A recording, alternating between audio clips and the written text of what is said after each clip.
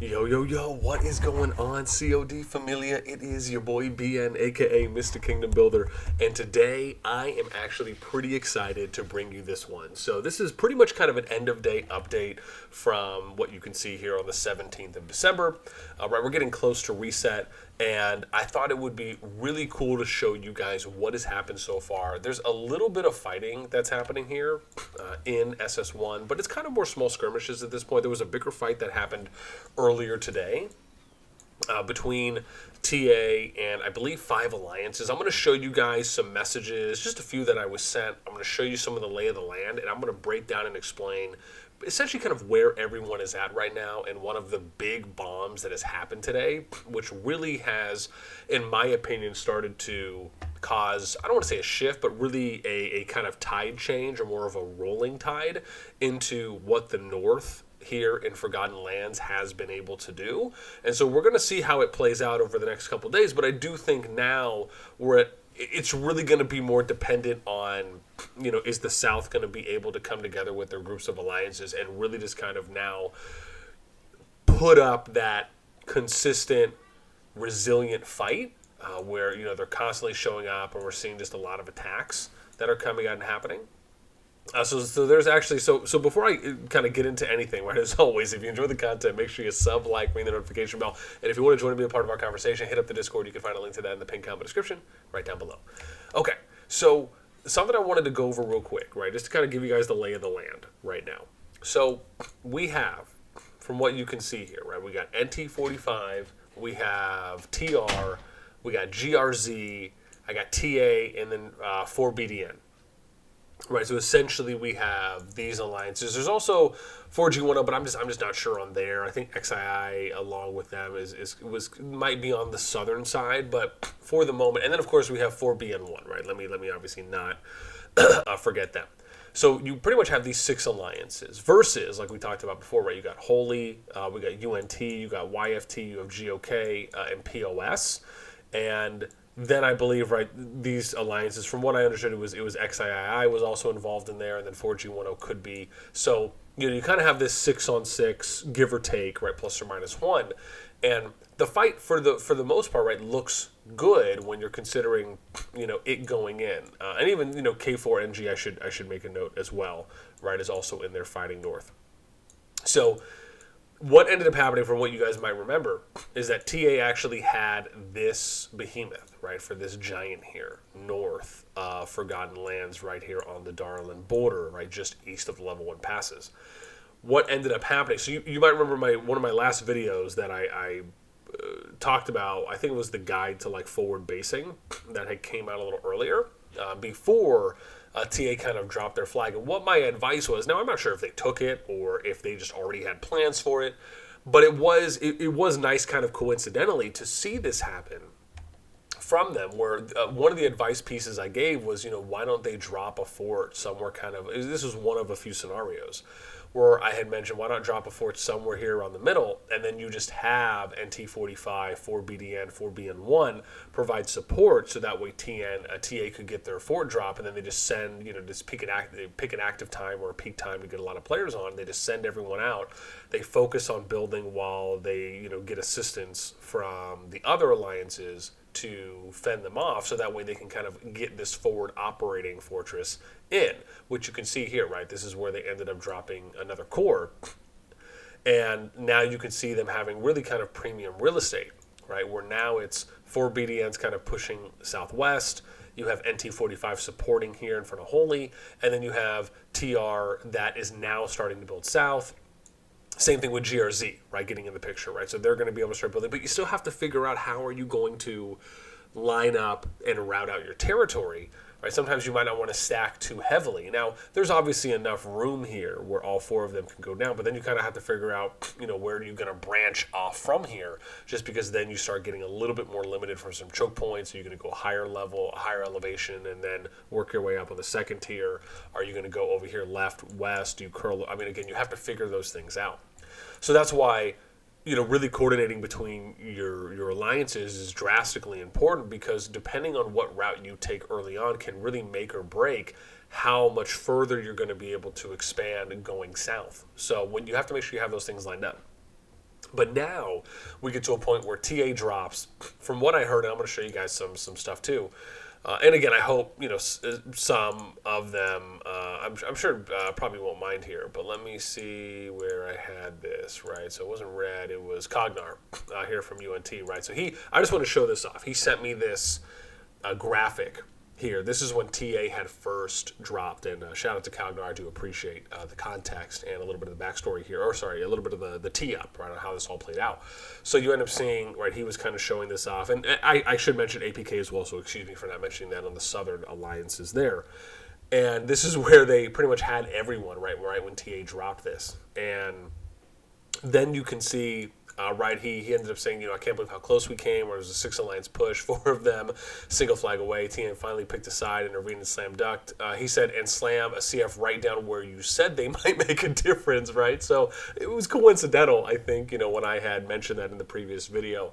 And so now you're seeing TA hit the drop, right? They're pushing.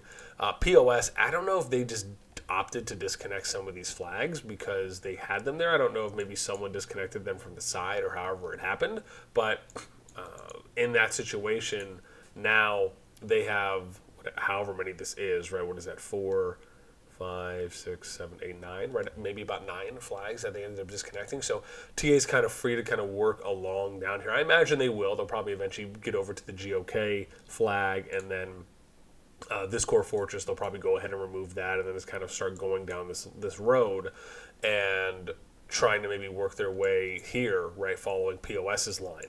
But one of the other things I had mentioned in the video was, why doesn't TA just get a bunch of active players, go peak activity, and then they just basically do a tour all the way through the Southern Territory, and then just, again, have a bunch of people on voice, try and actively hit any open field people that come out, and then just do a bunch of damage, right? Maybe if you can swarm a couple cities, and if they're lower level, right? If it's worth it, okay, cool. Otherwise, just focus on basically baiting out as many players as you can, and then, just do something like that as kind of a way to help, maybe stave off some patiently waiting time, because they of course have to flag all the way down. So that was something that I had suggested. You just saw a little bit of that, right, where some of them ended up going that way. Now I don't know if there's any more TA players that are still heading that way, because I believe from what we saw last, they may not. Yeah, so see, now they're starting to kind of pull back a little bit. You can see that here. But again, they were there, right? You got K4NG, Ghost that we showed right there, TRDC, Jaina Solo, right? They're all kind of starting to work their way back.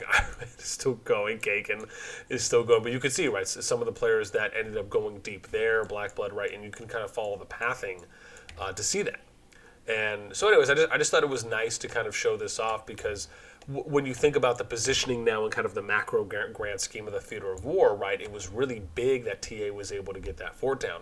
I honestly think it would have been more of a morale booster for the opposition, for the southern side, to be able to stop or to delay it and then kind of start counter pushing. However, I don't think that means everything is over by any means, right? They still have quite a few alliances. They have great activity still on the southern side, and even though it may look like the North is pushing a little bit, you still have a lot of activity there. So it'll be interesting to see how the next couple of days play out, because I think the Scout Level 2 passes are going to open up here in about 2 days or a day and a half. So we'll be able to see that, and then just kind of give you guys an idea on when Level 2 will open, because, they arguably could still be fighting by the time Level 2 passes open. So you can see here, where is it? I think we're on Moment. Maybe it's farther. Conspiracy, right? So here you go. So we're on Giant Deeds. We got a day and a little more than a half left. So we got that, plus we have to get through 4 more, and then 12 hours after, right? So you're maybe looking at about a week, give or take, until we see Level 2 passes. Now, will the fighting last that long? Who knows? But if it's any indication from them fighting it out today and having a lot of activity, it seems like at least hopefully a lot of them had fun, because from at least some of the screenshots I've seen, from what some players have mentioned, it was a blast today, and I wish I would have been able to get online to get you guys some more action. Again, I'll hopefully be having a little bit more free time over the next couple of days, so the hope is that I'll be on more and with a higher chance of being able to capture some more PvP action. But again, wild to see, right? And if you think about it, with all the action happening in Forgotten Lands, almost everyone else is kind of free to keep developing. You got to think about that. PHL is free to basically develop. Unit, what seems to be either got out of there or isn't really doing anything now. So they're, for the most part, what it seems to be, right, developing. GRZ is kind of working their way up, right? You got Pink who's over here developing, right? You also have to kind of think about that, right? What about all the other alliances that are not fighting, right? DOD is kind of free to develop. 4B1, right, is still basically developing out here in Navola after they had pushed in. And so, and same with NT45, right? You got NT17, GRZ, right? All these alliances are, if you think about it, right, this is just all kind of free development territory that they're able to go out, basically cap all the behemoths, right? Flag appropriately wherever they want to, getting max resource per additional flag or per flag placement. So they're really able to kind of take their pick, if you will, at what they want to do, right? Same thing here with TA, right? You can kind of already see if you look at like the level 2 pass prep, right? TA is basically already set up to take 2 over here. Who knows? It'll probably end up being whoever this is, right? Forbidden will probably set up for this level 2 pass, this one as well. And then who knows, maybe they'll end up giving this one to 4BD5, or maybe they'll just end up taking 2 and then just kind of working people into the unions. I have to see here who this is, right? NT45, there's a level 2 pass. They're closer to this one as well. 4BN1's over on that one. So, again, you have to kind of look at how, and then right here, right in Forgotten Lands, who knows how this is going to play out where, you have a few that are right there. Maybe APK or whoever will eventually work their way over, give or take, right? I guess it just depends. And then no one's really flagging out here in Navola yet, with the exception of YFT, but that's just at the level 1s, right? And then you got to think POS is free to cap that. APK if they push over there. So, we'll see, right, how the level 2 passes. It'll probably be a little more clear over the next couple days. With that in mind, man, that's it for me, right? Again, I love giving you guys these kind of updated state of affairs on how things are playing out.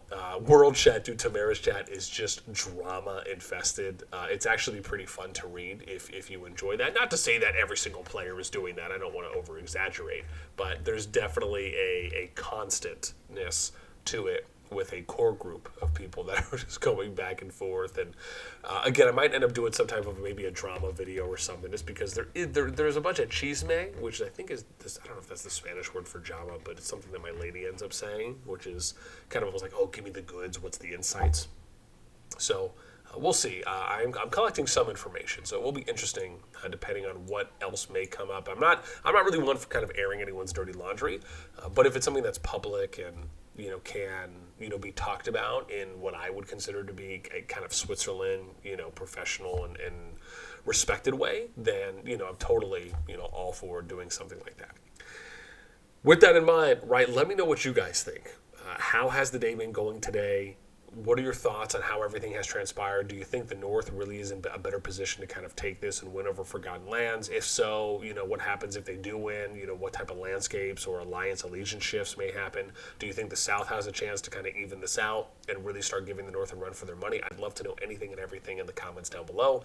Be sure to post, and I would love to always read, as I do enjoy going through and sifting over any and all of the comments. So it's actually really nice to be able to hear the context and the different POVs from each of you that have gone in there and have wrote something pretty lengthy. A few of you have, and I just want to say, know that I see those, I read them, and regardless of how long it is, right, if it's something that's really kind of a nice story to tell from from what you've seen, again, I love going through those.